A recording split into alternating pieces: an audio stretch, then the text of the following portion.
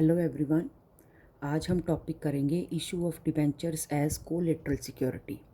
तो सबसे पहले कोलेटरल सिक्योरिटी का मीनिंग क्या है, ये समझने के लिए सबसे पहले मीनिंग समझो प्राइमरी सिक्योरिटी का क्या है। प्राइमरी सिक्योरिटी का मतलब, सिक्योरिटी मीन्स कोई चीज़ गिरवी रखना, ठीक है। प्राइमरी सिक्योरिटी का मतलब कि फॉर एग्जांपल एक कंपनी ने किसी बैंक से लोन लिया मशीन खरीदने के लिए। तो जिस चीज़ को खरीदने के लिए लोन लिया, मशीनरी खरीदने के लिए, तो जब उसी चीज़ को गिरवी रख दिया तो इसका मतलब कि वो मशीनरी बैंक के पास एज प्राइमरी सिक्योरिटी गिरवी पड़ी है। और अगर कंपनी ने मशीनरी के साथ साथ किसी और दूसरी एसेट को भी गिरवी रख दिया तो वो सेकेंडरी सिक्योरिटी या कोलेटरल सिक्योरिटी कहलाएगी। जैसे for example cash credit limit ली बैंक से स्टॉक खरीदने के लिए, तो जिसके लिए वो पैसा लिया वो चीज़ गिरवी रख दी, वो प्राइमरी सिक्योरिटी। उसके साथ एडिशनल एक और एसेट गिरवी रख दी, वो सेकेंडरी सिक्योरिटी, ठीक है। और वो बैंक क्यों लेता है और सिक्योरिटी? अपने लोन की सिक्योरिटी के लिए कि अगर बोरोवर ने कल को पैसा ना दिया तो वो इन एसेट्स को बेचकर अपना पैसा वसूल लेंगे, प्रिंसिपल अमाउंट प्लस इंटरेस्ट वसूल लेंगे। अब हमारे सिलेबस में क्या है कि कंपनी डिबेंचर्स को एज कोलेटरल सिक्योरिटी दे रही है, ठीक है। कि जैसे कि कंपनी ने मशीन खरीदने के लिए लोन लिया तो मशीन गिरवी रख दी, वो प्राइमरी सिक्योरिटी। उसके साथ कंपनी ने जो दूसरी चीज़ गिरवी रखनी थी वो कंपनी ने अपने डिबेंचर्स ही गिरवी रख दिए। सपोज करो कि कंपनी के 10% डिबेंचर्स ऑफ ₹100 ईच थे, ठीक है। तो इसका मतलब कंपनी के टोटल 10 लाख के डिबेंचर्स थे, ठीक है। तो कंपनी ने 10,000 में से सपोज करो 2,000 डिबेंचर्स गिरवी रख दिए एज सिक्योरिटी। तो जो डिबेंचर कंपनी ने गिरवी रख दिए वो है issue of debentures as collateral security. बस एक चीज़ आपने और याद रखनी है कि ये डिबेंचर सिर्फ गिरवी रखे हैं बैंक के पास, अभी ये बैंक के हो नहीं गए। बैंक हमारा डिबेंचर होल्डर बनेगा पर तब बनेगा कि फॉर एग्जांपल अगर कंपनी ने लोन 5 साल के लिए लिया था और कंपनी 5 साल बाद लोन चुकता ना कर पाई, फिर जो बैंक है वो अपना इंटरेस्ट शो करेगा, जो उसका वेस्टेड इंटरेस्ट है, और फिर जो वो बैंक है वो कंपनी का वो डिबेंचर्स में अपना राइट शो करेगा, डिबेंचर होल्डर बन जाएगा कंपनी का। और उस दिन से फिर हमने उसको डिबेंचर्स पर भी इंटरेस्ट देना है। उससे पहले तो कंपनी ने सिर्फ लोन पर ही इंटरेस्ट देना है। अब ये जो डिबेंचर कंपनी इशू करती है एज कोलेटरल सिक्योरिटी, ये सचमुच में थोड़ी लोगों को इशू की है। जैसे जब हम सचमुच में लोगों को डिबेंचर इशू करते हैं तो हम क्या एंट्री करते हैं? Bank to debenture application and allotment account, है ना, bank to debenture application and allotment account. और फिर दूसरी एंट्री क्या करते हैं? Debenture application and allotment account debited to 10% debentures, ठीक है। सपोज करो 8 लाख के। ये तो एंट्री होती है जब कंपनी सचमुच कैश के लिए डिबेंचर इशू करती है, या for consideration other than cash के लिए भी कर दे, है ना, मशीनरी के बदले कर दे, तब तो कंपनी डिबेंचर की इशू करने की एंट्री करती है। पर ये जो गिरवी रखी है ना 2,000 डिबेंचर 2 लाख के, ठीक है, 8 लाख से समझो लोगों को इशू कर दिए, उसकी तो ये एंट्री हो जाएगी। पर जो गिरवी रखी हैं वो सचमुच इशू थोड़ी हो गई हैं। तो अब इसकी एंट्री करनी है गिरवी रखने की कि नहीं करनी? अब इसका क्या आंसर है कि आपने बुक्स में इस डिबेंचर्स को शो कैसे करना है, उसको शो करने के 2 तरीके हैं। एक तरीका, आप इसकी जर्नल एंट्री पास ना करो क्योंकि हमने कौन सा सचमुच इशू कर दिए। दूसरा तरीका, आप इन 2,000 डिबेंचर्स की जिनको आपने गिरवी रखा है इनकी एंट्री पास करो, ठीक है। तो इसके अकॉर्डिंगली हम सम करेंगे। जो मैं कह रही हूँ ना एंट्री पास करो और ना करो, उससे मेरा मतलब है कि जो हमने डिबेंचर गिरवी रखे मैं उनकी एंट्री की बात कर रही हूँ, करो ना करो। बाकी जो कंपनी ने बैंक से सपोज करो लोन लिया है, bank account debited to bank loan, उसकी एंट्री तो करनी ही करनी है। सपोज करो बैंक से लोन लिया कंपनी ने 10 लाख का, 5 लाख का, वो एंट्री तो होनी ही होनी है। मैं जो गिरवी रखे डिबेंचर उसकी बात कर रही हूँ कि उसकी जर्नल एंट्री कर भी सकते हैं, नहीं भी कर सकते हैं। ये 2 तरीके हैं इनको बुक्स में शो करने के। अब हम करेंगे illustration number 21। Hayat limited took loan of ₹8 lakh, loan 8 lakh का from State Bank of India and issued 10,009% debentures of ₹100 each as collateral security. और 10,000 डिबेंचर इशू किए हैं एज कोलेटरल सिक्योरिटी, मतलब ये सेकेंडरी सिक्योरिटी है, इसके अलावा भी कुछ प्राइमरी सिक्योरिटी गिरवी रखा होगा, वो बताया नहीं सब में। तो 8 लाख का लोन लिया, बदले में 10 लाख के डिबेंचर इशू किए। How will issue of debentures be shown in the balance sheet? वो सिर्फ इशू ऑफ डिबेंचर्स को कैसे शो करना है वो पूछ रहे हैं। अगर ये लिखा होता how these items will be shown in the balance sheet, तो फिर लोन लेना भी एक आइटम होती, फिर हम लोन की एंट्री भी बैलेंस शीट में शो करते। पर बाय चांस उन्होंने सिर्फ इतना ही पूछा है कि how these debentures will shown in the balance sheet, तो वो सिर्फ इसकी बात कर रहा है कि इनको कैसे शो करना है बैलेंस शीट में, इसकी बात नहीं कर रहे, इसलिए हमने इसको अपने सम में शो नहीं करना। मेरी बात ध्यान से सुनो, अगर सम में लिखा होता how these items will be shown in the balance sheet, या लिखा होता प्रिपेयर बैलेंस शीट, तो फिर सम में जो जो दिया होता हम सब कुछ शो करते बैलेंस शीट में। पर यहाँ पर क्या किया है, ऑथर ने सिर्फ इतना कहा है, या अगर पेपर में सम आया तो समझो एग्जामिनर ने सिर्फ इतना कहा है कि सिर्फ जो ये इशू ऑफ डिबेंचर है ना, ये बताओ कैसे शो होने हैं, बाकी चीज़ें नहीं पूछी उसने। तो चलो, पहला case when journal entry is not passed, दूसरा case when journal entry is passed. ये जर्नल एंट्री किसकी बात हो रही है? लोन लिया तो उसकी एंट्री तो होती है, पर फिलहाल वो सिर्फ डिबेंचर्स पे कंसंट्रेट कर रहे हैं कि जब डिबेंचर, ये वाले गिरवी रखे वाले डिबेंचर की जब एंट्री पास नहीं होती तब किस तरह सम होना है, जब एंट्री पास होती है तब किस तरह सम होना है। तो पहला आप लिखोगे books of Hayat limited balance sheet, bracket में लिखोगे एन एक्सट्रैक्ट, या an extract of balance sheet of Hayat limited as at, जैसे मर्जी लिख लो। अब ये देखो एनालिसिस वाली बुक का ये वाला पेज जिसमें बैलेंस शीट बनती है।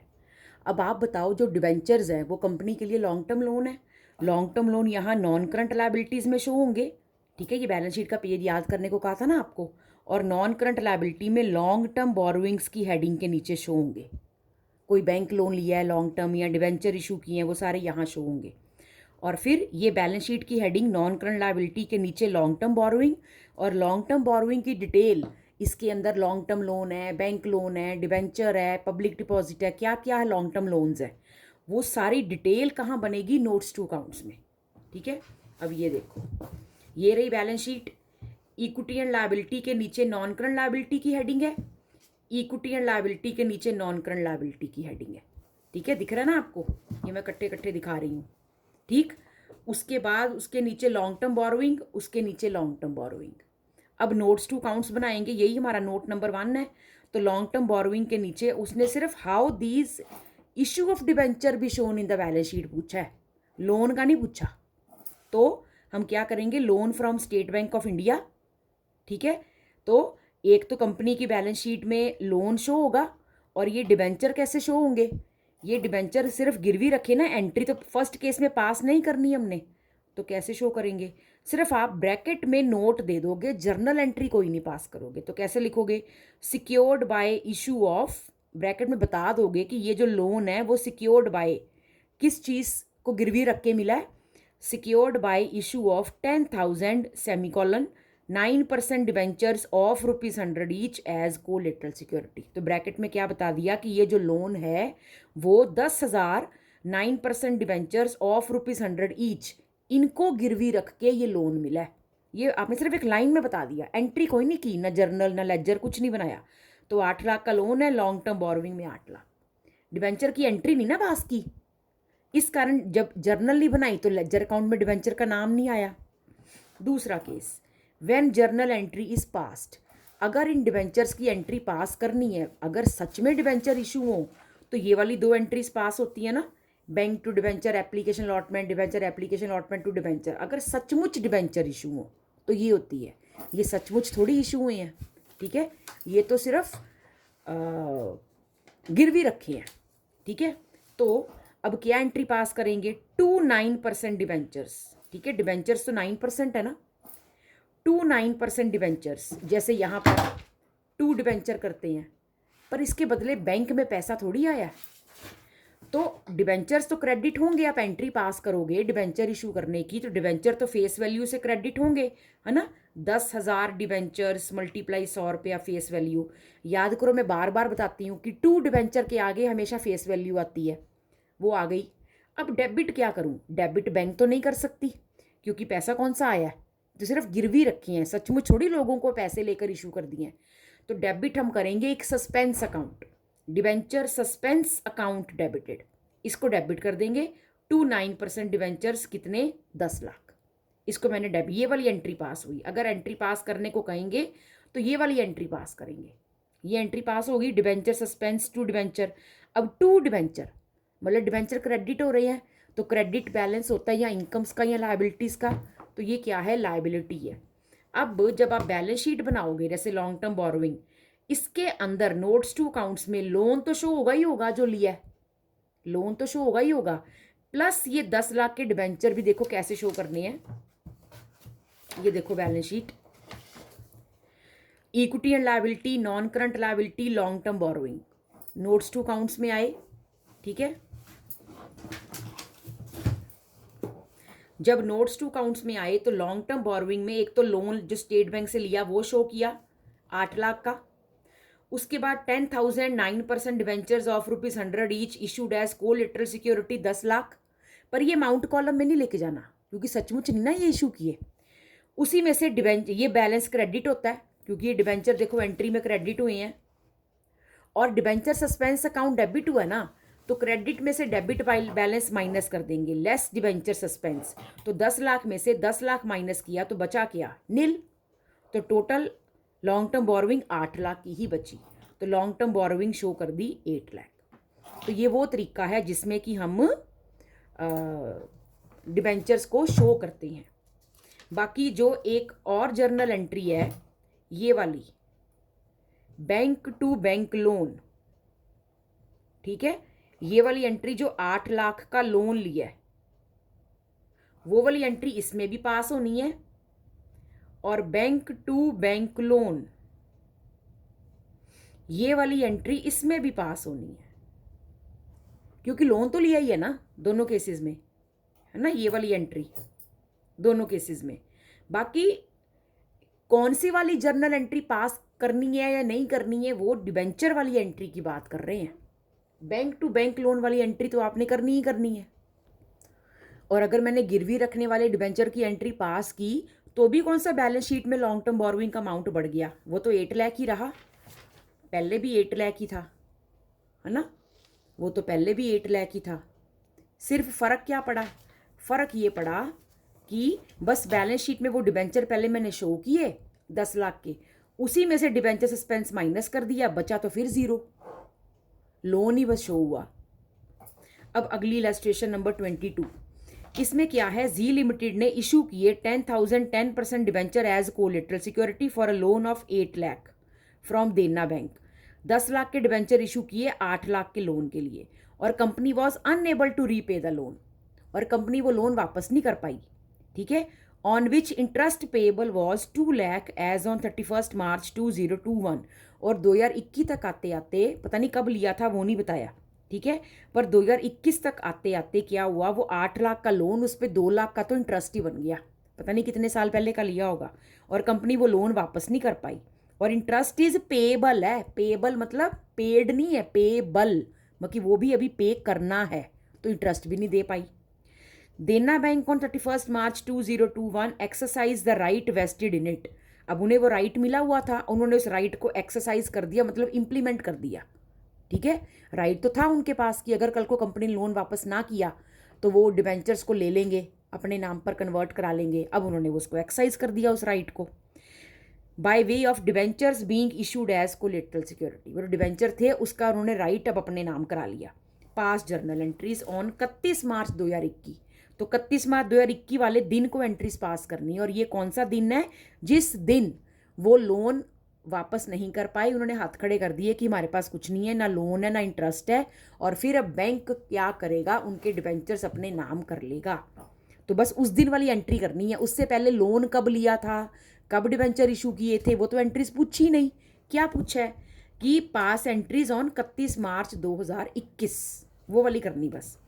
एक तो जो पहले आपने एंट्री पास की होगी जब डिबेंचर इशू किए होंगे, मैं अभी आपको करा के हटी हूँ इससे पिछली इलस्ट्रेशन में, वो होगी डिबेंचर सस्पेंस टू 10% डिबेंचर्स। ये एंट्री पास की होगी ना तब जब इशू किए होंगे। ये जो पिछली इलस्ट्रेशन में ये वाली एंट्री कराई मैंने, डिबेंचर सस्पेंस टू डिबेंचर, तो गिरवी रखने पे ये एंट्री पास की होगी। अब आज लोन वापस करने के काबिल नहीं रहे वो, तो अब क्या करेंगे, ये जो हमने एंट्री पास की थी इसकी रिवर्स एंट्री पास कर देंगे। ठीक है, तो 10% debenture account debited to debenture suspense. अब ये वाली एंट्री का रिवर्स पास किया, ये एंट्री नील हो गई। डिबेंचर सस्पेंस के डेबिट में 10-10 लाख थे, क्रेडिट हो गए, अकाउंट बंद हो गया। डिबेंचर के क्रेडिट में 10 लाख थे, डेबिट हो गए, अकाउंट बंद हो गया। तो ये तो एंट्री हो गई अब नील। अब उन्होंने क्या करना है, अगर ये कंपनी लोन और इंटरेस्ट पे कर देती तो ये कंपनी एंट्री करती loan account debited to cash या टू बैंक अगर चेक से करती, और outstanding interest account debited to cash या टू बैंक। ठीक है, आजकल चेक से पेमेंट होती है टू बैंक, अगर वापस कर देती तो loan account debited interest account debited to bank entry होती, पर वापस नहीं किया उन्होंने। और बैंक ने क्या किया, वो डिबेंचर अपने नाम कर लिए, तो टू डिबेंचर्स। अगर पब्लिक को भी डिबेंचर इशू करते तो बैंक अकाउंट डेबिटेड करके पैसा आता, पर ये लोन और इंटरेस्ट के बदले टू डिबेंचर्स, ये डिबेंचर इशू हो गए। तो इस तरह आपने ये एंट्री करनी है कि लोन को डेबिट कर दो, क्योंकि जब इन्होंने लोन लिया होगा तब भी इन्होंने क्या एंट्री की होगी, bank account debited to bank loan, तब एंट्री की होगी ना, अब 8 लाख का लोन दिया होगा। ठीक है, और अब टू बैंक लोन, इस लोन को वापस तो नहीं कर पाए, तो वो लोन अगर वापस करते तो bank loan account debited to cash entry हो जाती, पर वापस तो किया नहीं, तो bank loan account debited to उसके बदले डिबेंचर दे दिए। इंटरेस्ट भी पे कर देते तो आउटस्टैंडिंग इंटरेस्ट टू कैश हो जाती, वो भी नहीं पे किया, तो आउटस्टैंडिंग इंटरेस्ट के बदले भी डिबेंचर दे दिए। तो ये टोटल 10 लाख के बदले 10 लाख के डिबेंचर इशू हो गए। इस तरह आपने ये एंट्री करनी है। ठीक है, ये कोलेटरल सिक्योरिटी का टॉपिक था आपका। एक बात और, अगर आपको पेपर में नहीं बताया जाता, ठीक है, सम आता है कि डिबेंचर इशू किए हैं एज कोलेटरल सिक्योरिटी, पर सम में ये क्लैरिफाई नहीं किया जाता कि आपने वो जो डिबेंचर गिरवी रखी हैं उसकी एंट्री पास करनी है कि नहीं करनी है। तो मतलब मेथड 1 यूज़ करना है कि 2 यूज़ करना है, तो आप दोनों में से कोई भी मेथड यूज़ कर सकते हो। एजम्पशन लिख दोगे आप पेपर में, assumed that entry of collateral security has been passed, उसके हिसाब से सम कर दोगे। Assumed entry of collateral security debenture as collateral security not passed, तो उसके अकॉर्डिंग कर दोगे। दोनों बच्चों को सेम नंबर मिलेंगे। ठीक है, अगर सम में कुछ भी मेंशन नहीं है तो आप दोनों में से जिस तरीके से मर्जी सम कर सकते हो, अगर मेंशनड है फिर तो वैसे ही करना है। Thank you.